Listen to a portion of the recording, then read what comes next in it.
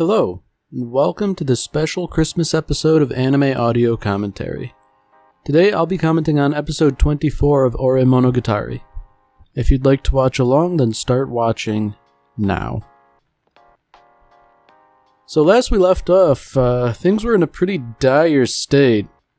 Takeo's witnessed something that's certainly not good, and while it's not as bad as it seems to be to him, it's definitely not good. That Ichinose guy is up to no good, and unfortunately Takeo's seemingly taking the brunt of it. He wasn't even there to deliver that umbrella. So I guess the question now is, how do you go forward from here? Surely, Takeo, he's down in the dumps, obviously, but, I feel like this is a good time for Makoto to, remind him. Now, this is unfortunate, Yamato's calling him out of concern, and he's just sort of deflecting a little bit. She does want to spend time with him and everything, so things aren't as immediately hopeless as we were led to believe, just based off of the end of the previous episode and the start of this one. But, man, things are still not good. Things haven't been resolved. That coworker is seemingly devoted to causing trouble.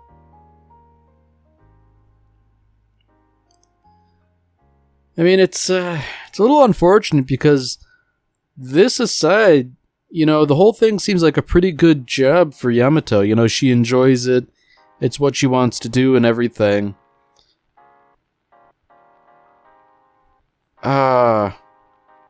Okay. So now, he's sort of inviting her to spend time with him, conflicting with Takeo, and she's sort of, I guess, going along with it because he's couching it in terms of, my career is on the line. So, I feel like, this is something where Yamato should put her foot down and say, no, I already have plans, but I guess I can see why she's not doing that. She's too polite and kind. But, I can imagine Makoto recognizes what's going on here. Takeo's not putting his own wants or needs first, and as a result, he's likely gonna suffer for it. Despite the lovey-dovey message that Yamato sent him. That goes some ways to reassure him, I'm sure, but words are one thing, actions are another. And this also contrasts with what Ichinose said to him, that he is better than Takeo.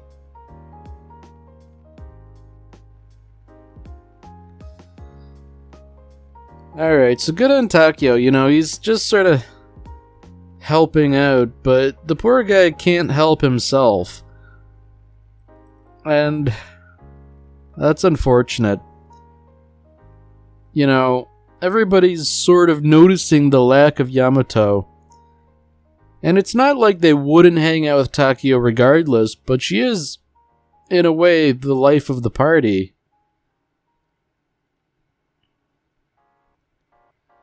And I think this is nice, too, that people are actually sort of reassuring him that, Yamato made a choice to go out with you.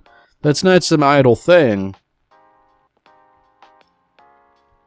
It's not like he was fishing for it or anything necessarily, but the confirmation is nice.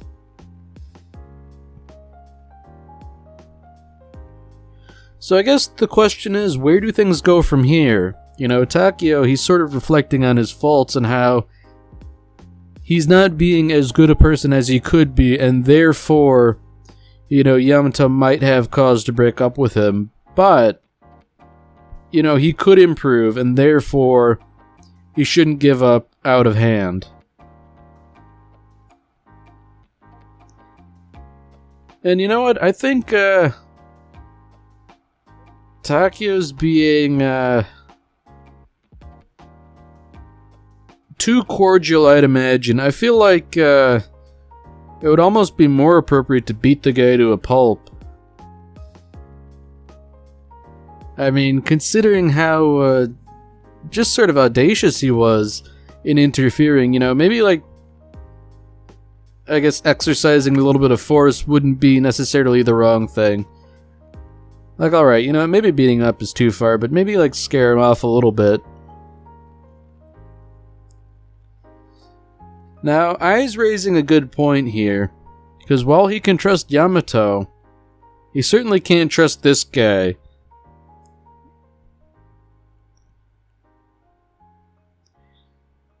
Yeah, you know, I feel like this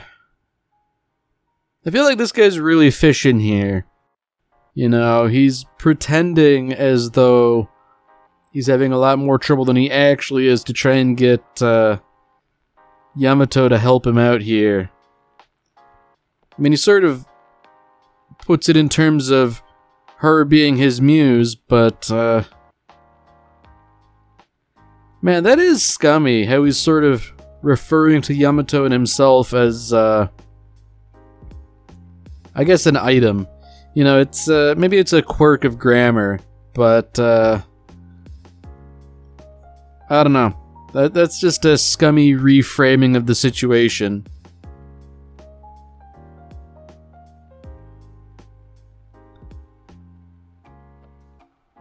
Alright. So this is an interesting wrinkle. You know, Ichinose is saying that he'll tell Yamato how he feels when he wins the gold. So this sort of opens things up for a little bit of sneaky sabotage. I feel like it wouldn't be beyond Makoto to sort of covertly sabotage things to sort of head that whole thing off at the pass. You know, this doesn't have to become a greater issue if you can nip it in the bud. That said, you know, I think Takeo is sympathizing with him a little too much, you know, because apparently his career depends on this, not by any metric we've actually seen. You know, he's just sort of making this claim. And to Takeo's credit, you know, he's a good guy. He wants the guy to win and succeed and do all that. However, I don't know. I don't think you should necessarily wish for success for people who are trying to interfere in your life.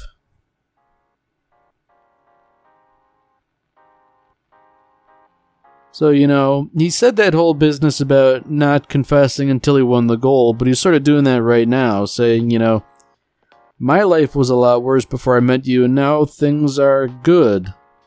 You know, I don't think that's an accident. In fact, I think he's doing this kind of deliberately. You know, he's sowing a seed that he hopes will grow later. Fortunately, Yamato has her head on straight and... oh dear. She wants nothing of it. And regardless of how poor a cook Takeo is, she still likes him. You know, not like that's the main factor or anything, but, you know, I guess it's something of a shared hobby between them, even if Takeo isn't all that interested in it.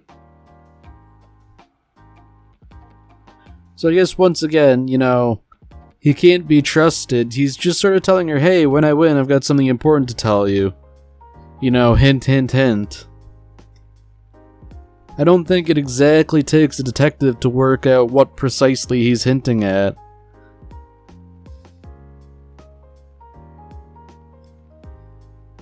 Yeah, you know, Ichinose is really laying it on thick. I guess I was sort of thinking that maybe there might be a little sabotage going on, but I'm feeling like that might no longer be the case.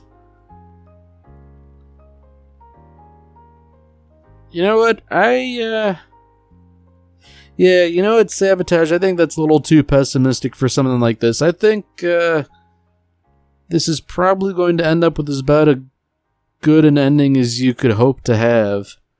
everybody sort of wins.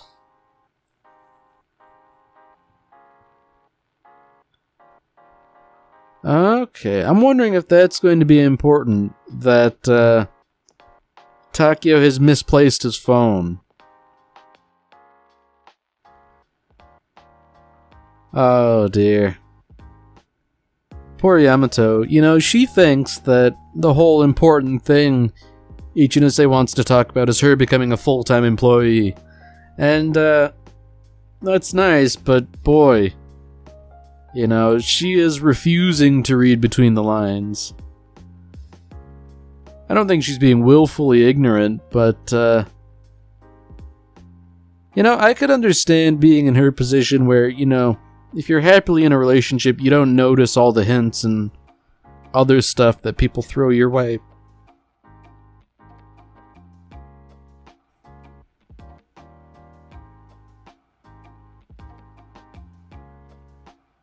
So at least Takeo, he has a definitive goal here. He's not giving up. And what's more, he's also encouraging her, even though, she's nominally working for the enemy.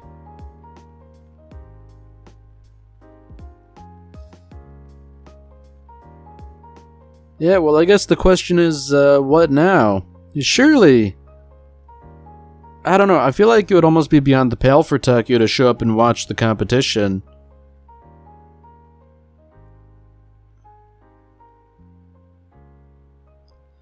Man, he really is out of it.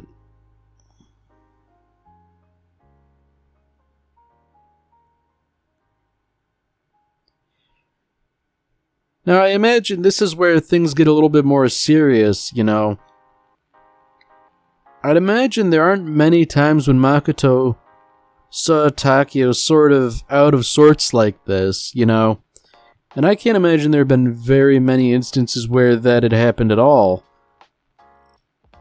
It is really fortunate for the umpteenth time that Makoto is sort of here to straighten him out. I guess that really just reinforces the importance of having good friends.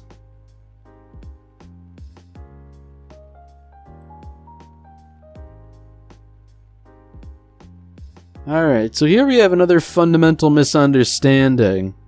Yamato wants him to win the gold medal for himself, he wants to win it for her, and then he sort of interprets what she's saying as winning it for both of them. It's simply not true. And I guess what's more important, he's really screwed the pooch this time by forgetting his tools. I mean, good on Yamato for snapping him back into lucidity. Although I have to say, it's, I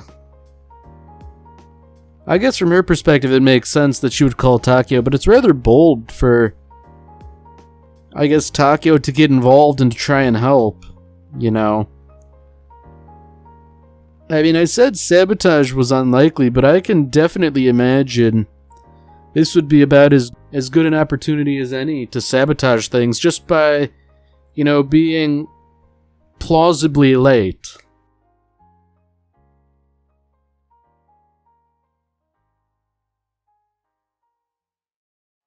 But, I guess I was right the second time, things are too optimistic for sabotage.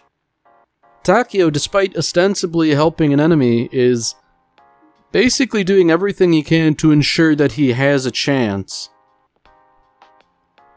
And, you know what? Ichinose is aware of this, that he is basically relying on somebody he's been going out of his way to threaten.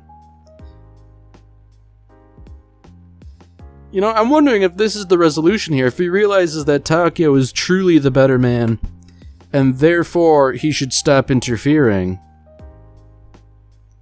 This is one of those things, I don't know exactly what it's called, but it's sort of like a pessimistic person will always give pessimistic motivations to other people, even if it doesn't fit or make sense.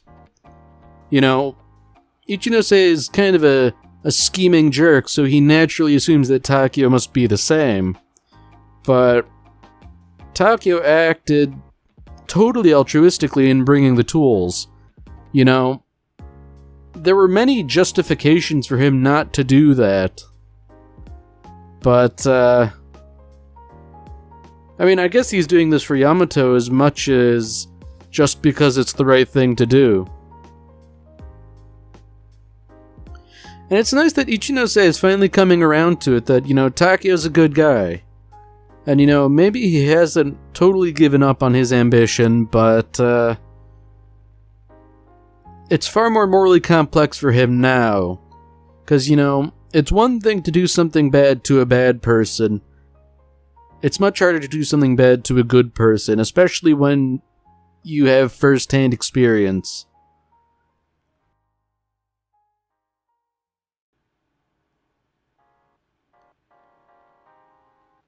Okay, so what's Takeo doing?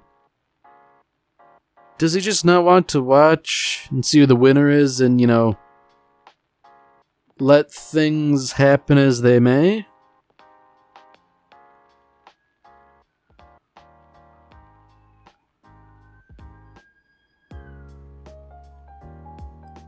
Alright, so I guess it was just like a little moment of nerves, which I guess is rather uncharacteristic for him, but, you know, this is something truly important.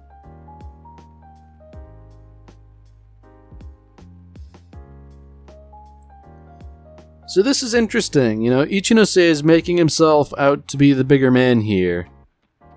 In part, you know, thank you for everything, but I'm still not giving up. You know, you kind of ruined it at the end there. You know, one would think, you know, just take the loss.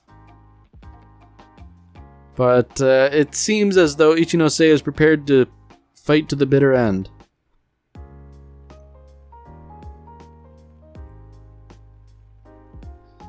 Alright, so here we go. You know, he did win the gold medal, so I guess now's the time for him to make his move. I guess it's interesting, you know, he's sort of made a big show of Yamato being his muse and all that, but when he was talking, I feel like there's a decent interpretation for that cake being inspired by Takeo. You know, especially seeing as how Takeo helped him out.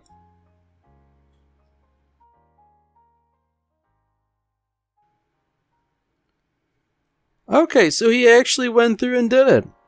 I thought, you know, he might, out of respect for Takeo, just sort of stop despite what he said, but he's really going forward with it. That strikes me as such an incredibly scummy thing to do. And I guess to Takeo's credit, he's letting her make the choice, you know. He has every right to sort of intervene and say, you know, hey buddy, get lost, but I mean, he's restraining himself, and I guess, you know, this is sort of that old maxim, if you love something, let it go, if it loves you, it'll come back.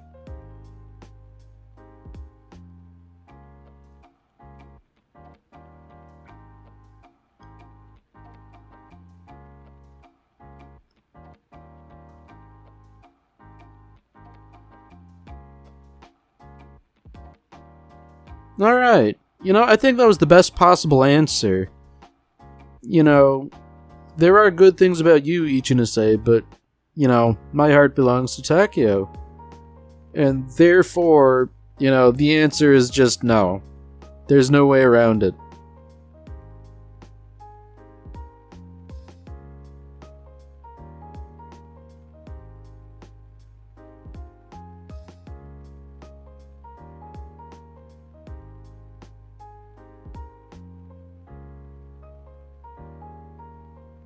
Well, I guess love wins and interlopers lose always. You know, sure, he got the gold medal, and he does have considerable skill and talent, but, you know, I don't know. How much does any of that really matter if you're kind of a jerk? I mean, I feel like this whole sort of victory for him is now tainted by this rejection. You know, to some degree. I feel like he's putting on a brave face, but you know, none of this needed to happen.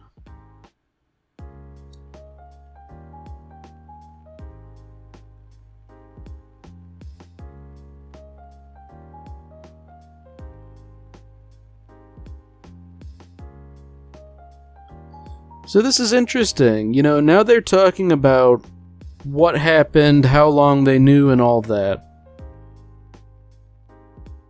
So I guess this sort of confirms what we already kind of knew. Yamato didn't know. Takeo knew a little bit, and to his credit, he didn't really say anything about it. But, I guess understandably, Yamato's upset for inadvertently causing trouble. But, I mean, everything worked out in the end. And you know, it's one of those things where you could sort of say it was a lucky thing that it happened, but I feel like, in the case of Ore Monogatari, it was almost preordained.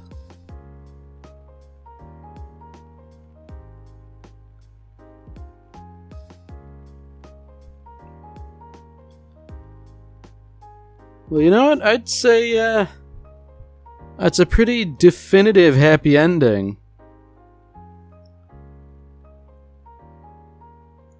So that's it for the year. You know, they've moved on, and now, I guess things sort of continue as normal. All of the usual characters up to their usual things.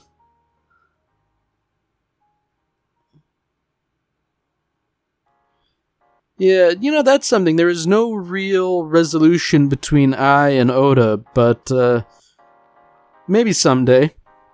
And Ichino say he seems to be doing well. Probably a bit more than he deserves, but this is a happy ending after all.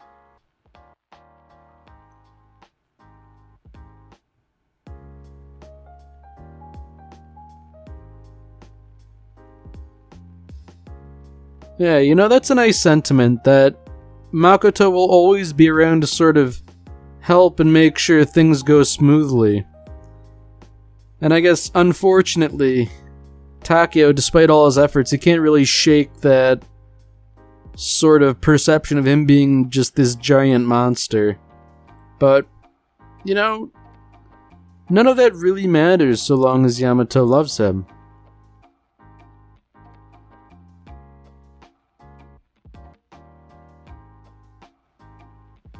Alright, well that's it for this episode. If you've enjoyed it, then by all means, tune in for the next one. Merry Christmas, Space Cowboy.